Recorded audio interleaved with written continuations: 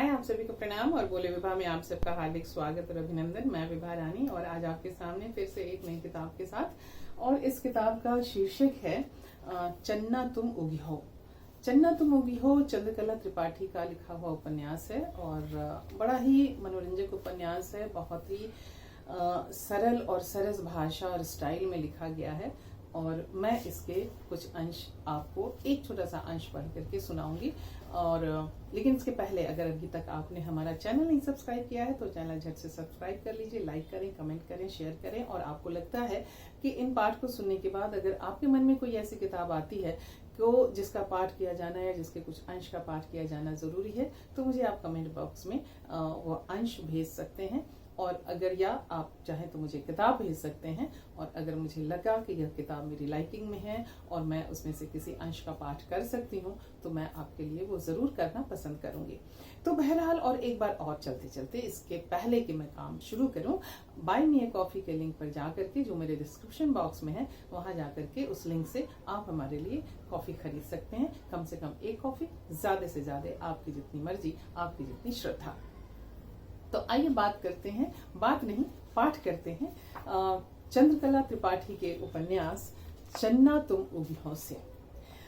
इसमें छोटे छोटे बहुत सब शीर्षक के साथ उपन्यास लिखा गया है और एक शीर्षक जिसका है उपशीर्षक जिस बन कोयल उदासी। इसका पाठ मैं आपके सामने कर रही हूँ। पता नहीं कैसा कर पाऊंगी चंद्रकला जी, कुछ गलत सलत हो जाए तो माफ कीजिएगा। और वह रात दारोगा के लिए बहुत भारी थी। इतनी सारी चिंताओं से घिरी रात जैसे बीत ही नहीं रही थी। तकलीफ से भरी करवटों से भी वह बच रहे थे। उन्हें बगल में सोई पत्नी की चिंता हो रही थी। कलेजा तो उन दोनों का ही छलनी हुआ था। जीउत की बेशर्मी असह्य ही नहीं, यातना थी उन दोनों के लिए। उन्हें बार बार लगता कि वे रूपा को कसाई के हाथों में सौंप देने के लिए मजबूर हैं। अब वे दोनों उस बेजुबान स्त्री की सारी यातना सुन रहे थे, जबकि गांव के बूढ़े पुराने लोग इस स्थिति को बड़े संतोष से देख रहे थे। किसी को इसमें कोई बुराई क्यों दिखती भला? वे रूपा के प्रण का और जीउत के मन के बदलाव का हुलसित होकर जिक्र कर रहे थे। स्त्रियों के लिए भी यह सुखकारी बात थी। वे रूपा और जीउत का घर बस जाने की कल्पना से बहुत खुश थी, मगर बड़ी छटपटा उठी थी। वे समझती थी रूपा को, जिसका स्वाभिमान इतना अडिग कि उसने कब का अपना स्वाभाविक जीवन जीना छोड़ दिया था। क्या होगा अब क्या होगा?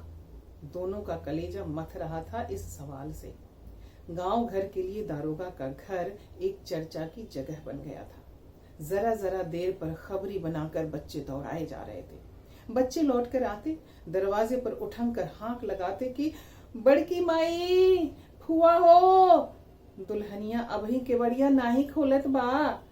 पूरे दिन यह खबर चली थी कि रूपा अपनी कोठरी में बंद है और दरवाजा नहीं खोल रही है। गांव में पुनई दुबे के यहाँ ब्याह पड़ा था। हल्दी, मटमंगरा, लावा भुजाई जैसे प्रसंगों के बीच बीच में रूपा जीउत की चर्चाएं थी।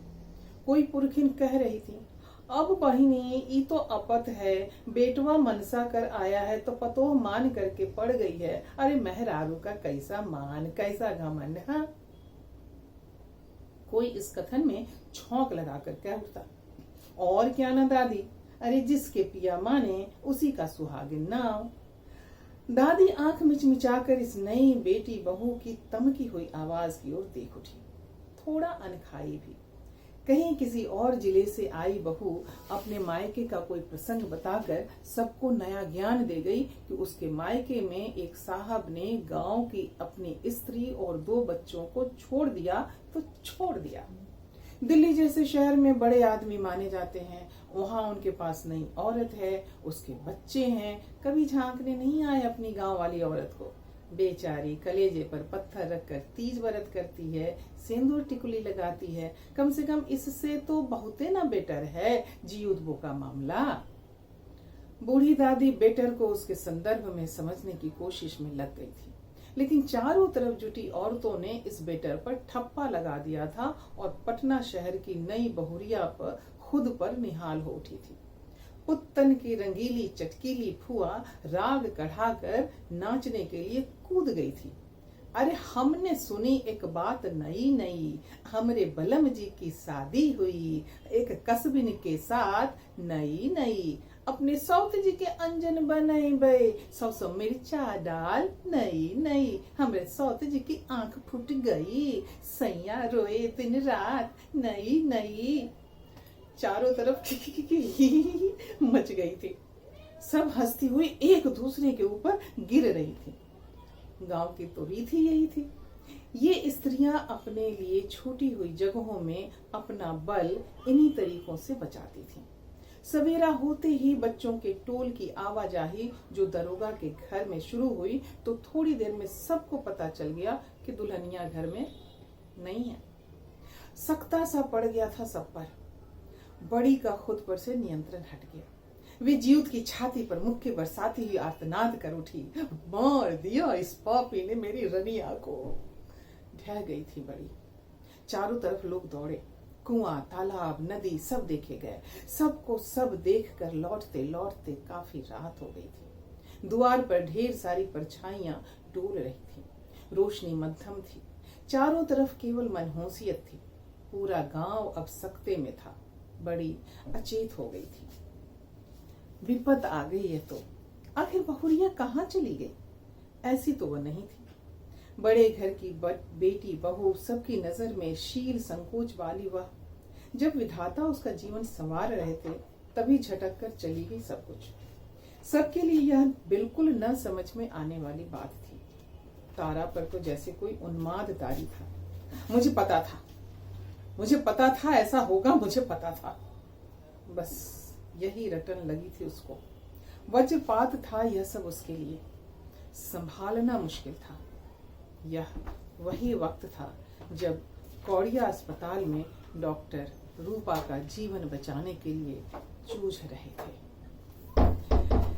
तो यह एक अंश था, एक चैप्टर था चन्ना तुम उगी हो उपन्यास से, जिसके लेखक चंद्रकला त्रिपाठी हैं और बहुत अच्छा बोलती हैं, बहुत अच्छा लिखती हैं। इनकी कविताएं भी बहुत अच्छी हैं और ये किताब अमेज़न पर जरूर होगी। आप चाहें इसे मंगवा करके खरीदें, मंगवाएं, पढ़ें और पढ़ करके कैसा लगा यह भी हमें बताएं, लेखक को भी बताएं। किताब छपी है प्रलेख प्रकाशन से।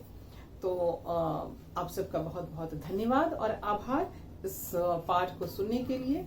और अगली बार फिर हम किसी और किताब के किसी और पाठ के साथ मिलेंगे। तब तक के लिए आप सबको नमस्कार, शब्बा खैर। अपना ख्याल रखिएगा, क्योंकि आप हैं तो हम हैं। प्रणाम।